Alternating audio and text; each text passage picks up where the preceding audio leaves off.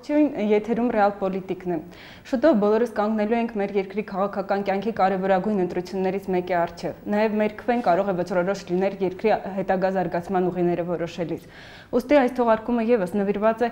նախագահի թեկնածուների ծրագրային դրույթներին արտաքին քաղաքականության մասով, սակայն մինչ զրույցին անցնելը ներկայացնենք հյուրին։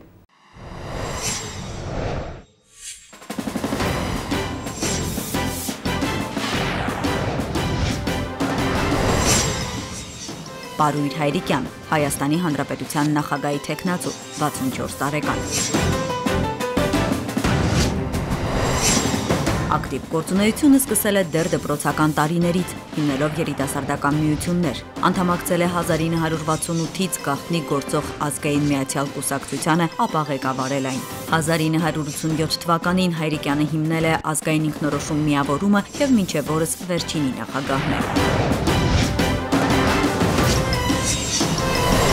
Խորհրդային տարիների նշանավոր այլախոհ ազգային ազատագրական պայքարի անվերապահ նվիրյալը մեկ անգամ չէ որ կալանավորվել է, առաջինը դեռ 20 տարեկան չդարձած։ Քաղբանտարկյալ Հայրիկյանը Հայաստանի Գերագույն խորհրդի պատգամավոր է ընտրվել հենց կալանավայրում։ 1998-ից 99 թվականներին եղել է Հայաստանի Հանրապետության նախագահի խորհրդական սահմանադրական բարեփոխումների հանձնաժողովի նախագահ, հասարակական կարգով կատարել օմբուդսմենի պարտականությունները։ Պարույր Հայրիկյանն ավարտել է Երևանի պետական համալսարանի իրավաբանական ֆակուլտետը։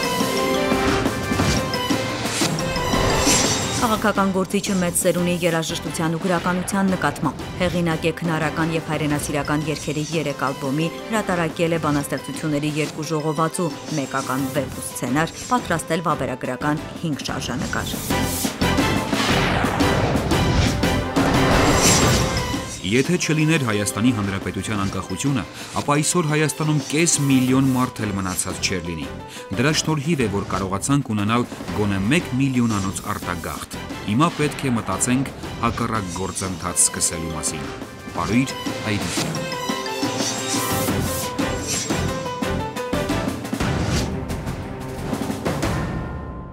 Պարոն Հայրիկյան, ողջունում եմ ձեզ մեր տաղավարում, ուզում եմ շնորհակալություն հայտնել, որ այս վիճակում հնարավոր գտակ այցելել, ինչպես եք ձեզ այս Շատ լավ։ Շնորհակալություն, դեպքի առնչությամբ բազմիցս խոսվեց, դեռևս քննարկումները կշարունակվեն, ինչպես նաև այժմ քննարկումների կիզակետում է ձեր առաջարկը միասնական թեկնածուով հանդես գալու, այդ ամենին թերևս կանդրադառնանք։ Այնուամենայնիվ այսօր խոսելու ենք ձեր ծրագրի արտաքին քաղաքական դրույթների մասին։ Մինչ այդ սակայն, դուք տարիներ շարունակ տասնամյակներ պայքարել եք անկախ Հայաստան ունենալու համար, այսօր բոլորս ապրում ենք բարեբախտաբար անկախ հայրենիքում։ Որքան է ձեր իդեալը իրականություն դարձել։ Այն մասով, որ Հայաստանը վերջապես դարձավ միջազգային իրավունքի ենթակա, այո, բայց քանի որ ես պայքարում եի ոչ միայն անկախ Հայաստանի համար, այլ ինչպես մեր հայրերից էինք ստացել, այն հայրերից, որ նույնիսկ Սփյուռքի պայմաններում չկորցրին իրենց նվիրվածությունը որևէ ազգի համար կարևոր գաղափարներին, ազատ ու անկախ Հայաստան, մեր նպատակներում կար նաև Հայաստանի ժողովրդավարական պետություն ունենալու խնդիրը, իսկապես անկախ լինելու և Հայաստանը պիտի լիներ Հայաստան այն սահմաններում, որով ինքը ճանաչված էր միջազգայնորեն։ Բայց Հայաստանում իշխանության եկան ուժեր, որ ոչ անկախ Հայաստանի հետ կապ ունեին, որևէ որ իրենց կյանքում այդ գաղափարի մասին չէին էլ մտածել։ Նրանց աջակցող քաղաքական ուժերը թվում է թե պիտի պատկերացում ունենային, բայց նրանք էլ միջազգային ատյաններում Հայաստանի միջազգային ճանաչման պահին կատարեցին ծանրագույն քայլը, դավաճանական քայլ Արցախի նկատմամբ, որովհետև Արցախը միացած էր Հայաստանին, Արցախից պատգամավորներ կային Հայաստանի պարլամենտի կազմում, եւ երբ Հայաստանը միջազգայինորեն պիտի գրանցվեր, կոռեկտ կլիներ չմեծամտանալ, չմտածել միայն այդ պահի մասին,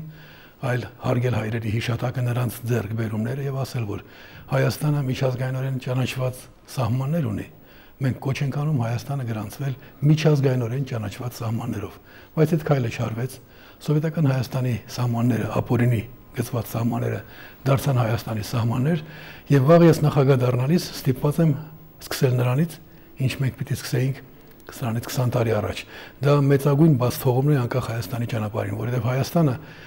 սովետական Հայաստանը այլ բան է, անկախ Հայաստանը այլ։ Հայաստանի սովետականացումից առաջ Հայաստանը ունեցել է այլ տարածքներ եւ միջազգայինորեն ճանաչված տարածքներ։ եթե որոշ դեպքերում սահման ուղղակիորեն չի նշվել, նշված է եղել ազգերի լիգայի որոշմամբ, այն տարածքները, որոնք պատկանում են կամ պիտի պատկանեին անկախ Հայաստանին։ Այսինքն Հայաստանը անկախ դարձավ KGB-ի գործակալների ղեկավարությամբ, չասեմ KGB-ի գործակալներին իշխանության լծակները տալով։ Շատ հաճախ մարդիկ ասում են, այդ ինչի հազարավոր քաղաքական կանոնավորներ ուներ Սովետը, բոլորին բաց թողեց եւ նրանք սովետական միությունում էլ մնացին։ Իսկ քեզ այդ ընթացքում կրկին կանոնավորեցին եւ Հայաստանից հեռացրին։ Ինձ հեռացրին, որովհետեւ ես թույլ չէի տա, որ անմիջականորեն տեղում լինելով թույլ չէի տա, որ մեր ժողովրդի ճակատագիրը տնօրինեն KGB-ի ցածրորակ գործակալները։ Կարծում եմ ասվածից է նաև բխում այն, որ ձեր ծրագրի հենց արտաքին քաղաքականությունը նվիրված բաժինը սկսվում է հետևյալ դրույթով՝ վերացնել 15-ից 23 թվականներին իրականացված ցեղասպանության հետևանքները։ Այ կարող ենք մասնավորեցնել հետևանքների վերացումը ինչ է ենթադրում հենց։ Իմիջիայլոց նախ պիտի նշեմ։ Դերևս 70-ական թվականներին իմ պատրաստած ծրագրային փաստաթղթերում, մասնավորապես աշխարհով մեկ տարբեր լեզուներով տպագրված ու տարածված 76 թվականին ծրագրային հոդվածաշարում նշվում է, որ մեր սերնդի առաքելությունն է ցեղասպանության հետևանքների վերացումը։ Բայց առաջին անգամ որպես գիտեք անկախություն թերթի առաջին համարը 87 թվական ոչ շարժում կա, ոչ դրա ակնկալիքներ կան, ոչ արևելյան Եվրոպայում, ոչ սովետական միությունում որևէ քաղաքական շարժում չկա, իրավապաշտպան կամ արհմիութենական Լեհաստանում եւ Հայաստանում ստեղծվում է այդպիսի մի կազմակերպություն։ Անկախություն թերթի առաջին համարում է գրված այդ դրույթը, որ մեր սերնդի հիմնական առաքելությունն է ցեղասպանության հետևանքների վերացումը եւ նշված է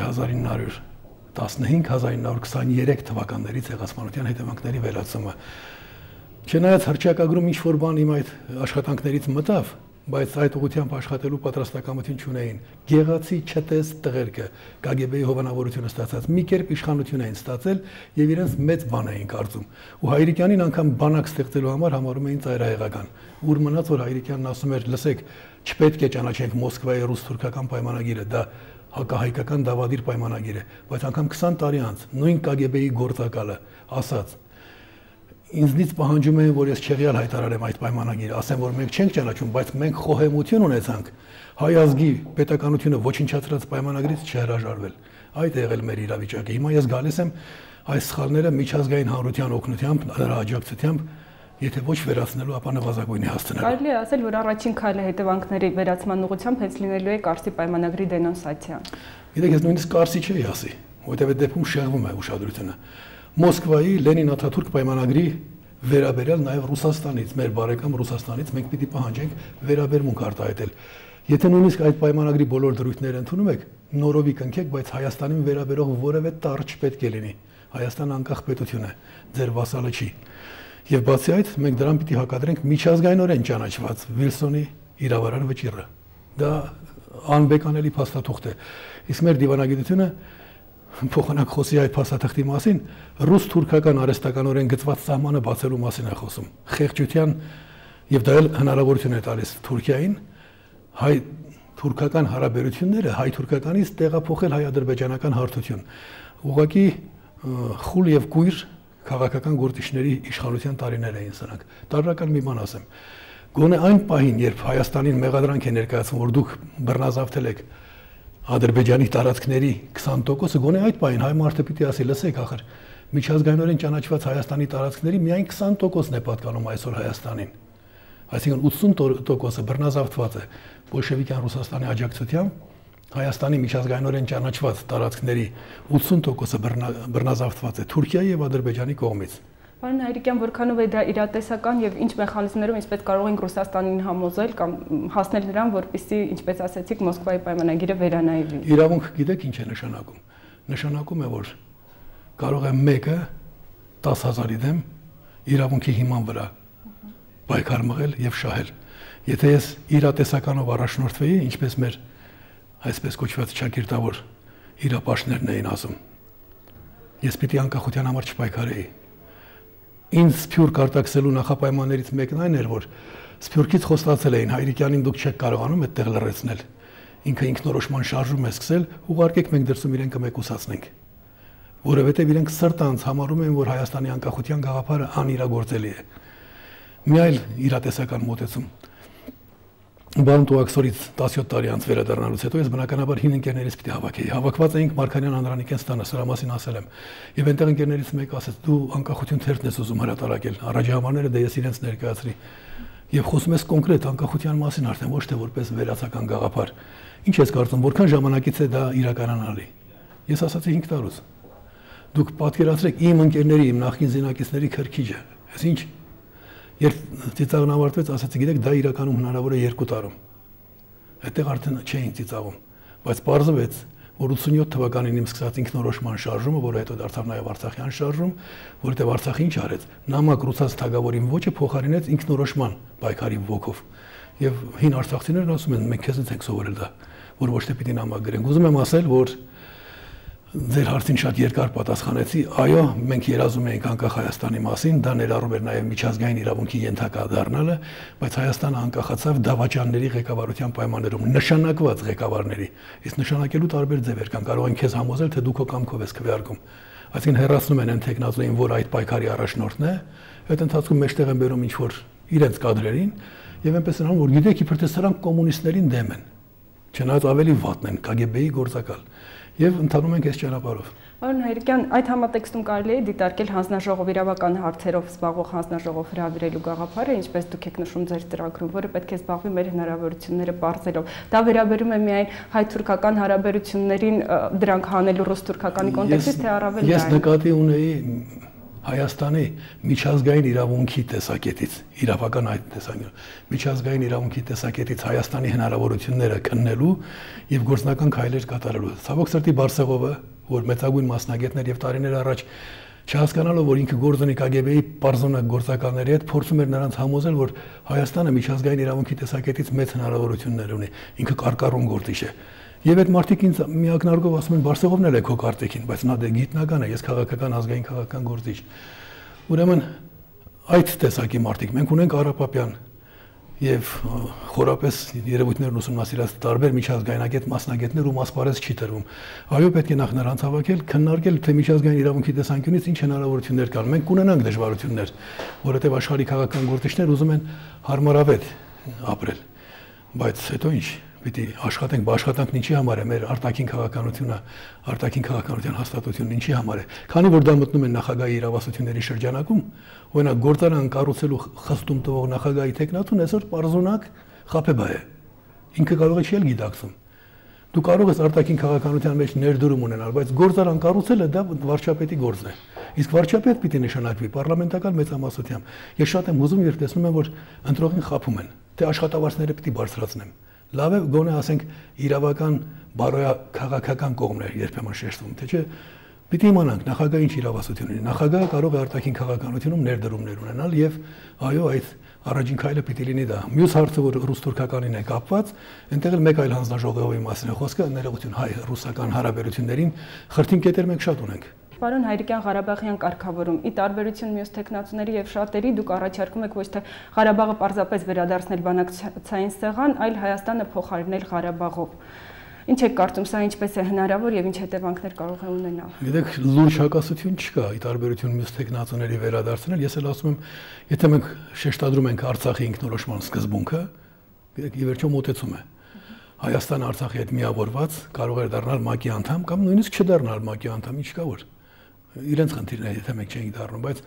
Հայաստանը այն ժամանակ իրեն թույլ տվեց այսօրվա տեխնացուներից մեկի մասնակցությամբ արդեն Հայաստանի հետ միավորված Արցախին խաղից դուրս դնել, այսինքն այն ժամանակ Հայաստանը դավաճանեց Արցախի միավորման գաղափարին։ Եվ ճիշտ կլիներ գոնե այդ պահից ազդարար էր, որ մենք եթե այս սահմաններով ենք մտնում, ճանաչում ենք Արցախի անկախությունը, դա այն ժամանակ պիտի արվեր, ոչ թե 20 տարի անց։ Հիմա քանի որ Հայաստանը բանակցային կողմ է դարձել իրեն չվերաբերող հարցում, որովհետև եթե խոսում ես Արցախի ինքնորոշման մասին, դու ով ես։ Այլ բան է, եթե ասեր Արցախը պիտի Հայաստանի մաս կազմի։ Եթե մենք շեշտադրում ենք ինքնորոշման սկզբունքը, որը կարող է ներառել նաև հետագայում Արցախի ինքնորոշման ճանապարհով Հայաստանի հետ միավորվելու մոտեցումը, ինքնորոշման բանակցություններում պիտի մասնակցի Արցախը։ Ես հիմիկ բանից ազդարարում եմ, որ աշխարհը տեղեկանա իմ նախագահ դառնալու պահից 3 ամիս անց Հայաստանը դուրս է գալու բանակցություններից եւ իր տեղը զիջելու է Արցախի ներկայացուցչին։ Եվ այդ Մինսկի խմբի համանախագահները պետք է ընդունեն, որ ինքնորոշման եւ տարածքային ամբողջականությունը սկզբունք չի։ Անգրագետներն ասում սկզբունք, դա պայմանավորվածություն է։ Ինքնորոշումը միջազգային իրավունքի սկզբունք է, իսկ տարածքային անձեռնմխելիությունը սկզբունք չէ, որովհետեւ եթե դա սկզբունք լիներ, չէր խախտվի տասնյակ անգամներ։ Սկզբունքը դա այն է, ինչ խախտել չի կարելի։ Ուրեմն այդ երկու դրույթների միջև եղած հակասությունը բանակցության առարկա կարող է դառնալ այդ երկու կողմերին վերաբերող հարցում։ Բայց Հայաստանը բանակցություններից դուրս գալով պիտի շարունակի մնալ Արցախի անվտանգության երաշխավորը, ինչպես ողջ մարդկությունը։ Բանակցային ձևաչափի այդ չափ փոփոխությունը որևէ վտանգ իր մեջ չի պարունակում, հաշվի առնելով Ադրբեջան-Ղարաբաղ ուժերի անհավասարությունը։ Զինադադարի պայմանագիրը կնքելիս այն ժամանակվա նախագահը մի մեծ դավաճանություն արեց։ Զինադադարը պետք է կնքեին Արցախը եւ Ադրբեջանը։ Բայց այս թեթև սուլիկը, պարտավոր եմ դա ասել,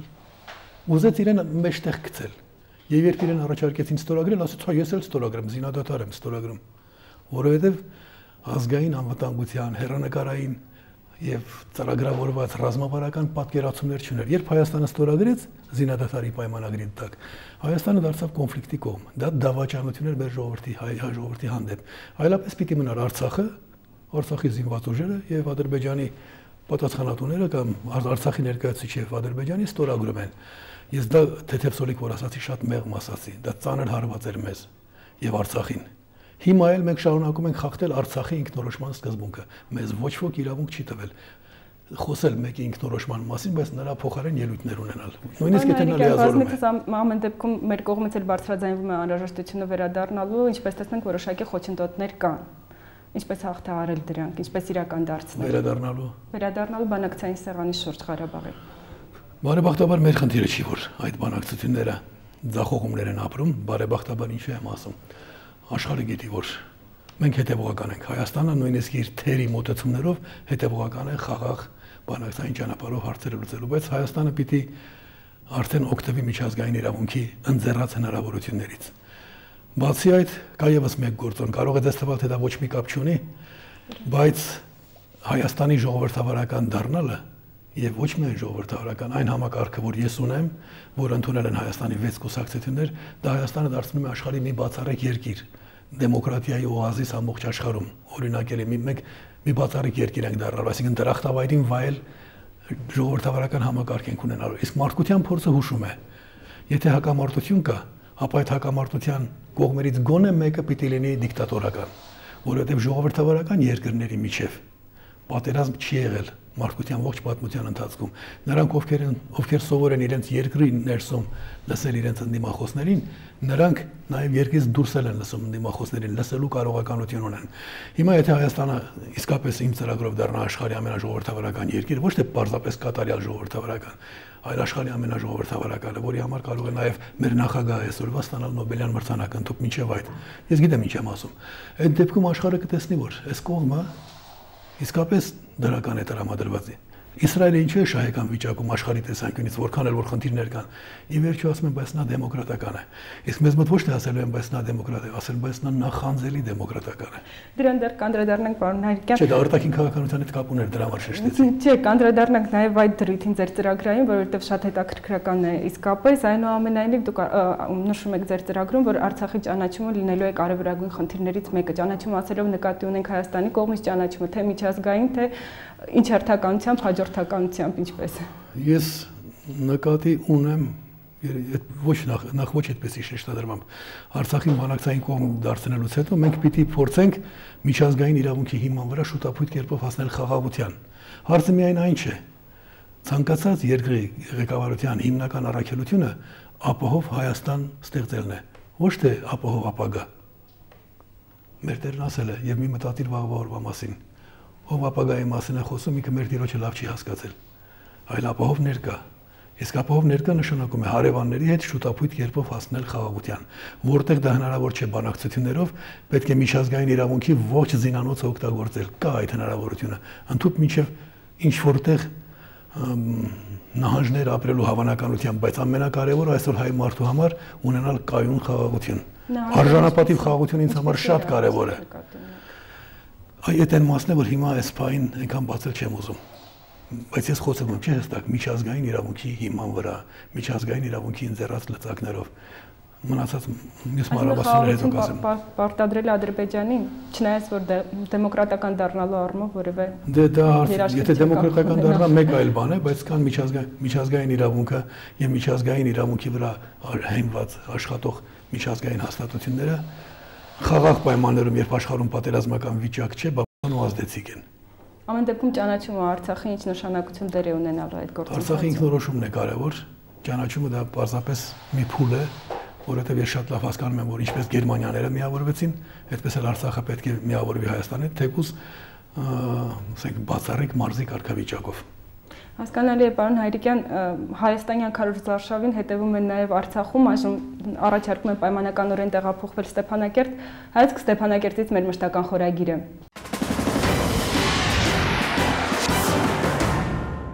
Հայաստանյան ընտրական գործընթացներին Արցախից ուշի ուշով են հետևում, ընդ որում ուշադրությամբ են հետևում ոչ միայն արտաքին քաղաքականության վերաբերյալ նախագահի թեկնածուների հայտարարություններին, Հայաստանում խորհրդարանական ինստիտուտի լիազորությունների հետագա ընդլայնումն օրինակ Արցախի քաղաքացիները տարբեր կերպ են մեկնաբանում։ Պետք է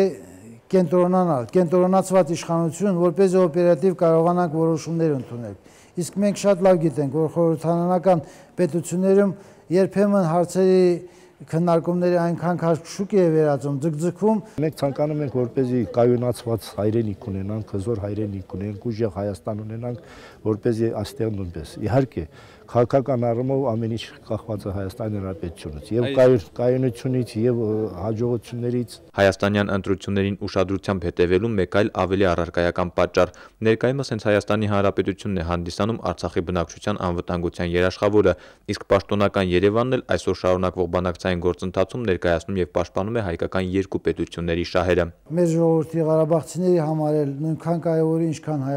Հայաստանի բնակչության համար։ Ամբողջ ժողովուրդը Արցախի վստահում է Հայաստանի իշխանություններին, որովհետև Հայաստանը դա մեր երաշխիքն է, ամբողջ Արցախ աշխարհի, մեր ժողովրդի երաշխիքն է։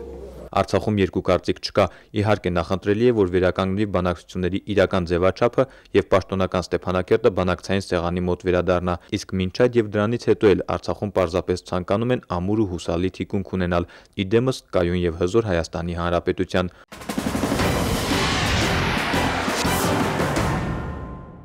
Շարունակում ենք, ինչպես դուք նշում եք, պարոն Հայրիկյան, Եվրամիության ինտեգրումը եվրոպական ուղղությունը եւս մնալու է կարևոր արտաքին քաղաքականության մեջ Հայաստանի, սակայն հենց ձեր ձևակերպումն է ոչ ի հաշիվ Ռուսաստանի եւ Իրանի հետ հարաբերությունների, ինչ է դա նշանակում։ Մարդիկ կան, որ մտածում են կամ այստեղ կամ այնտեղ։ Ես այդ կամերին դեմ եմ, երբ խոսքը վերաբերում է միջպետական հարաբերություններին, բայց երբ վերաբերում է ընդհանուր, ինչպես ընդունված է ասել, ինտեգրման գործընթացին, ապա դա արվում է միայն արժեքային համակարգի հիման վրա։ Իսկ արժեքային համակարգը դա մեզ համար ակնհայտ է, Եվրոպան է, որ ձևավորվել է մարդու իրավունքների հիման վրա, եւ այդ մարդու իրավունքները երբեմն չափից ավելի ընդլայնելու սկզբունքով է առաջնորդվում։ Ես կարծում եմ, որ մեր ապագան Եվրոպայում է եւ դա միայն խոսք չէ, միայն ցանկություն չէ։ Իմ այդ քայլը Հայաստանը դարձնել աշխարհի ամենաժողովրդավարական երկիրը, դա մի այնպեսի քայլ է, որ եվրոպական երկրներն են խնդրելու, ուղղակի խնդրելու, ինչ կլինի Հայաստան շուտ դարձեք եվրոպական միության անդամ։ Ինչ վերաբերում է Պարսկաստանի եւ Ռուսաստանի հետ հարաբերություններին, ապա արժանապատիվ բնականon հարաբերությունների կողմնակից եմ, մանավանդ որ Ռուսաստանում մեծ քանակությամբ հայեր կան եւ բացի այդ մեր քաղաքացիների մի զգալի մասը ներքուստ դրականորեն է տրամադրված Ռուսաստանի նկատմամբ, այնքան դրականորեն, որ երբեմն չի հասկանում, որ երբ Հայաստանի նկատմամբ արհամարական վերաբերմունք է դրսևորվում Ռուսաստանի այս կամ այն գործչի կողմից, օրինակ Ֆորպոստ կամ Հարավ Կովկասյան երկաթուղի Հայաստանյանի փոխարեն պետք է այդ մարդկանց զգաստացնել, որովհետև մենք ունենք զգալի թվով առողջ մտածող ռուս դաշնակիցներ։ Այսինքն հարաբերություններից ոչինչ չի պակասի։ Կավելանա չի պակասի։ Չի պակասի։ Եվրասիական միություն կամ դեռևս գոյություն ունեցող մաքսային միություն, ինչպիսին է վերաբերմունքը։ Եթե դա խոչընդոտ չէ եվրոպական ինտեգրման ճանապարհին, որքան շատ կապեր, որքան շատ հարաբերություններ միայն ողջունելի է։ Բայց եթե կարող են լինել նույնիսկ շահեկան թվացող մոտեցումներ, բայց դրանք մեզ կհեռացնեն արժեքային համակարգից, մենք պիտի զգուշավոր վերաբերմունք ցույց տանք, որովհետև դա հղի է շատ ծանր վտանգներով։ Արժեք նշանակում է ելակետային սկզբունքային մոտեցում։ Մյուսները շահեր են, շահը փոփոխական բան է, արժեքն է մնայունը։ Գանք ամենահետաքրքիր մասին զրույցի ձեր նախագիծը ծրագիրը Հայաստանը ժողովրդավարական դարձնելու առումով հիմնական մեխանիզմը մեխը կներկայացնեք հասկանալի է որ շատ հակիրճ դա հնարավոր չէ անել այնուամենայնիվ կա որևէ նախադեպ թե լիովին այլ մոտեցում է Ուրեմն իմ կայքեջում դա տեղավորված է եւ կայքեջում կարելի է ես ամփոփ արդեն 27 էջանոց գրքի տեսքով եմ դա ամփոփել եւ ով կամենում է մանրամասնություններ իմանալ կկարդա ես նախ գտա մի բանաձև որով կարելի է ժողովրդավարության մասին ոչ թե զրույցներ անել այլ հաշվել թե այս կամ այն երկիրը քանի աստիճանի ժողովրդավարություն ունի օրինակ խորհրդարանը ու տարբեր սկզբունքներով կարող է ձևավորվել ես գտել եմ մի առանձին հատված այդ բանաձևի թե խորհրդարանը որքանով է ներկայացուցչական, այսինքն ընտրությանը մասնակցած քաղաքացիների որ տոկոսն է ի վերջո հայտնվում խորհրդարանում ներկայացված։ Հետո տնտեսական իրավունքից վերցրել են բաժնետիրական ընկերությունների քվեարկության կարգը։ Քաղաքական գործիչը պարլամենտում քվեարկում է ոչ թե մեկ ձայնով, որը շատ հաճախ խախտում է քաղաքացիների իրավասարությունը, այլ եթե դուք ստացել եք 10000 ձայն, ես 15000 ձայն, ես քվեարկում եմ 15000 ձայնով, դուք ձեր ստացած 10000 ձայնով։ Առաջին հայացքից դա կարող է մանրուք թվալ, բայց ամեն ընտրող հանկարծ հասկանում է, որ իմ ձայնը, որովհետև կարող է լինել իրավիճակ, երբ պարլամենտի քվեարկության ժամանակ լինի այսպես 600,000-ը դեմ, 601,000-ը կողմ, ներողություն 600,001-ը կողմ, եւ որոշումն անցնում է։ Եվ այդ քաղաքացին, որ այդ թիմին է ձայն տվել, ասում է, եթե ես չգնայի ընտրության ու ձայն չտայի, չեր անցնի, այսինքն քաղաքացու դերը շատ բարձրացվում է։ Ընտրությունների հաճախականությունը պետք է ավելացվի, ավելորդ կառույցներ օրինակ նախագահի հաստատությունը Հայաստանում պիտի վերացվի, նա չի կարող լինել պետության գլուխը պիտի լինի օրենքը կամ աստվածը։ Օրենք աստված նույն բանն է, որովհետև աստված մարդկանց ներկայացել է Մովսեսի 10 պատվիրաններով, հետո արդեն օրենքների տեսքով։ Այնտեղ դատավորների մասին, օրինակ տեխնացու ունենք, որ ասում է առաջին ատյանի դատավորները պիտի լինեն ընտրովի։ Ինչից ես դու ընտրում։ Իմ տարբերակում երկրորդ ատյանի դատավորներ, այսինքն վերաքննություն կատարելու ընդունակ դատավորները պիտի ընտրվեն եւ պիտի ընտրվեն առաջին ատյանի այն դատավորներից, որ իրենց գործունեությամբ ցույց են տվել արդեն։